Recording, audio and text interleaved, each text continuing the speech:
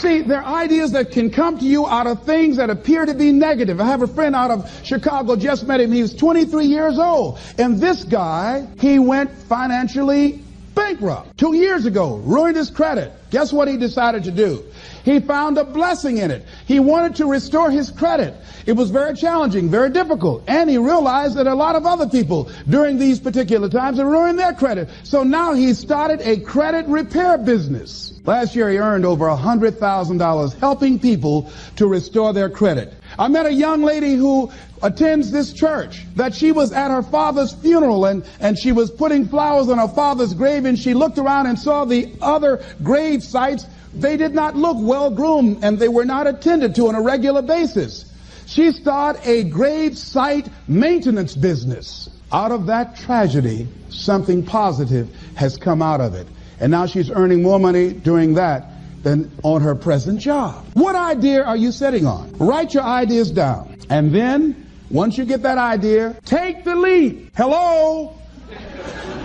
Take the leap. See, a lot of people get the ideas and just walk around with them. Have you ever had an idea and all of a sudden you looked around and somebody had that idea and gone with it? Think you're going to be going with my hospital idea. Forget that, buddy. We will be out there together, Jack.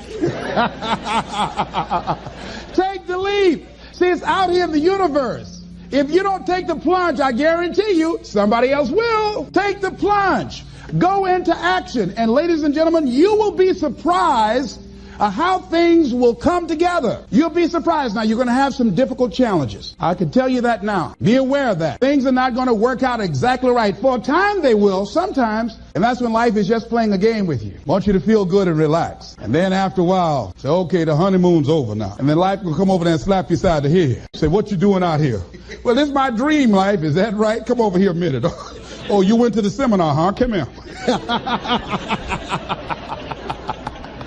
I can tell you that. But ladies and gentlemen, go into action with your dream. And don't avoid where the fights are. Get in the midst of the fight and get some hickeys on your head. Get knocked down so you can learn how to fight, so you can hold your position. See, most people don't get out in the arena of life because they don't want to fight. Most people don't get out there because they don't want to get knocked down. They don't want to be dropped to their knees. But see, you're going to be dropped whether you're on the field or whether or not you're sitting on the sidelines. You're going to be dropped. So at least get dropped for something. Don't get knocked down while you're sitting down.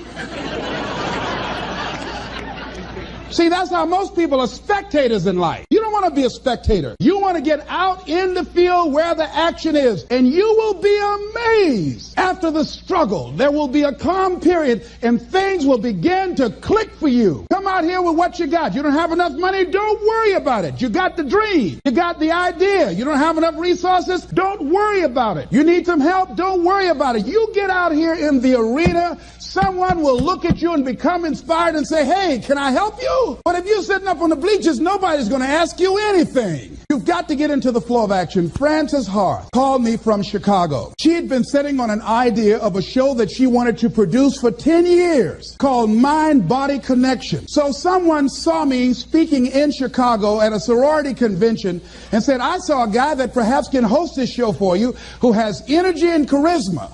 She called me. She was so fired up. I said, listen, on the day that you want to do that, I'm speaking in Chicago. I can do it for you. And I said, by the way, I met somebody 2 weeks ago in Baltimore who has an idea of the same type of show, and she's doing it on radio. Why don't you call her? And then she called me back. Who else would you suggest? I said, well, I know Deepak Chopra. He wrote the book called Quantum Healing, and Bernie Siegel. Could you get his number? I tell you what, I have a friend named Jack Boland at the Church of the Day. He knows how to get in touch with him. Call him, and he will give you the number so you can get in touch with Bernie Siegel. That lady started calling all around, did not have the resources, but she had this idea and dream. And she said the other night when she came before the audience that had gathered in the studio, she said, I feel like I've been pregnant for 10 years.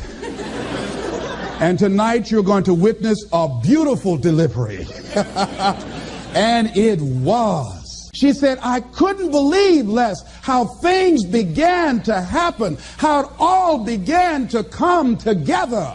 And how many of you ever started on some dream and you didn't have all your stuff together, but you just went out there with nothing but faith?